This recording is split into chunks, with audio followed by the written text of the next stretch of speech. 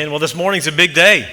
It's a big day. If you are a current elder, would you go ahead and make your way up here to the front? Current elders, pastors.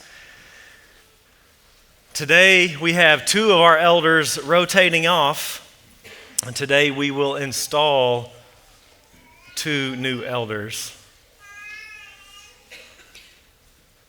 And I want to also, if you are, let me go ahead and ask, well, let me start this way. Gene, Leah, come on. Gene and Patrick are rotating off. Gene has been serving. Dadgummit. No, I'm not stopping because I can't remember how many years. I'm getting emotional here. Gene's been ready to retire for some time, and he wanted to about a year ago. I said, brother, I need you for a year. I was new. I've been here 2 years if you're a guest. And I said, Gene, I need you to stay on at least while we train some new elders. Gene served a long time faithfully. Patrick, Gene now, as I mentioned, he's been ready to retire. He's obviously going to serve this church, but to step off in a more unofficial capacity. Patrick also is going to rotate off. Patrick has a few opportunities, really fun opportunity with his children and some respite care with some children they're taking care of, so they'll be gone more in the Metroplex. He's also want to focus on his counseling ministry here. He'll continue that at the church and his job. But also Ann's mom, her health is failing and needs to be available to support them. So he wants to have a little more freedom to do that and needs some freedom. As we're going to see this morning, being an elder is a demanding job. And so he's going to take off some time for that. I want to ask, first, let me just ask all the current elders' wives, please stand. If you're here and you're an elder wife, just give them a round of applause.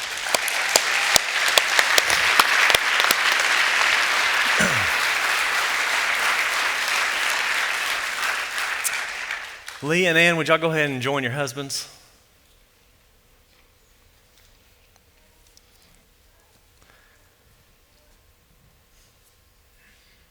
And we have a gift of appreciation to give you guys. And we're thankful for your service. It's not easy.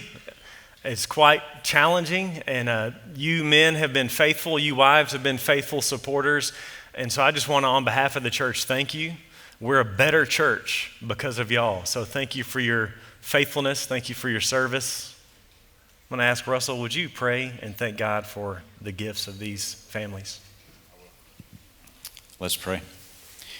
Our most gracious Heavenly Father, we come before you humbly this morning, just thanking you for your faithful servants, for Gene and Leah and Patrick and Ann. Father, they have unselfishly provided their time and their talents and their treasures in the service of this body. And Father, we just praise you and give you thanks for that. And Father, as they move on to the next step in their Christian ministry, I just pray that you would give them incredible blessings, that you would continue to use them to spread your gospel and continue to use them to minister to your body. Father, we thank you again so much for them and for the years.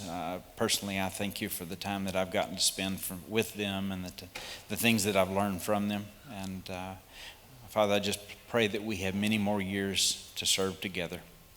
We pray all this in Jesus' most holy and precious name. Amen. Amen. Amen. Y'all go ahead and stay up here for a minute. Today we also get to install two new elders. And so I want to ask Samuel and Carol to come on down, John and Linda, come on down.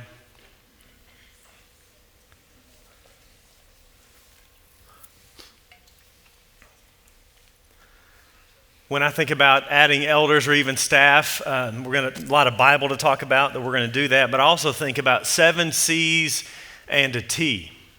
And those 7 C's are the following. Do these men have character? That's first and foremost, are these men of God? Do they have character? Number 2, do they have conviction? And I'm thinking there specifically of theological conviction. Are they like-minded? Do they know the Bible? Do they have, the third C is care. Do they love people? Do they shepherd people? Do they want to see people grow in Christ's likeness? Do they have competency? Are they able to do it? Are they able to teach? Do they have some leadership skills, some pastoral skills? Do they have chemistry is the next C? Do they fit well on the team? Are they a bull in a china shop? If so, that's not going to go well. Then capacity, they have the time to do it. As mentioned, it's a tough role.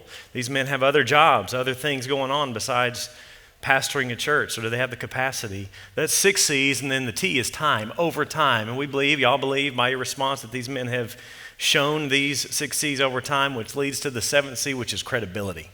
And so we believe these men are credible men qualified to serve in this role. I want to read from Titus chapter 1, verse 5.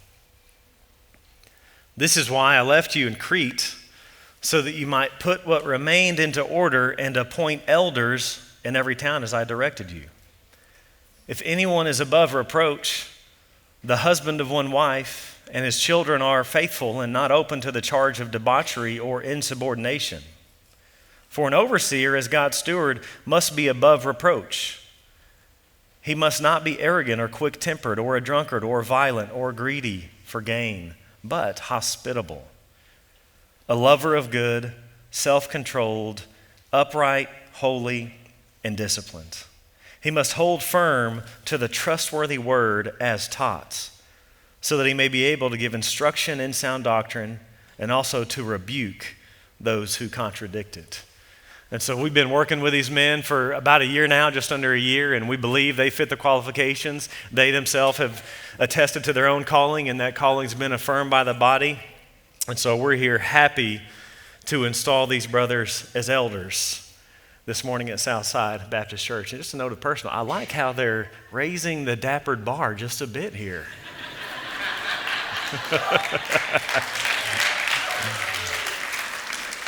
W.O., would you pray for these new families? Let's bow in prayer. Father, we thank you for your goodness to us. We worship you for loving us and sending your Son, the only way of salvation. We thank you for calling John and Samuel into being elders at Southside Baptist Church. Lord, we pray that they would serve humbly as servant leaders, not only for the church, but also in their families. Lord, that you would keep them sitting continually at your feet, worshiping you, hearing your word. Lord, I pray that they would stand fast in the gospel of the Lord Jesus Christ, that they would hold fast to all the teachings of your word, that they would never turn away from those, that they would love your people with the love of Christ. They would be willing to lay down their lives, take up their cross, and follow you. Lord, I pray that you would fulfill in them all of the qualifications and the responsibilities that are found in Paul's letters. Lord, we know those words are from you. They are inspired scripture. And Lord, we pray that they would abide in Christ and allow you to produce the fruit in them that only you can produce. That they would be totally and completely dependent on you in their personal lives and in this leadership role. Father, we thank you for this day, and we thank you for the fact that we get to come together as a body, hear your word taught, support one another, pray for one another, and give you thanks in all things. It's in Jesus' name we pray. Amen. Amen. You guys can have a seat.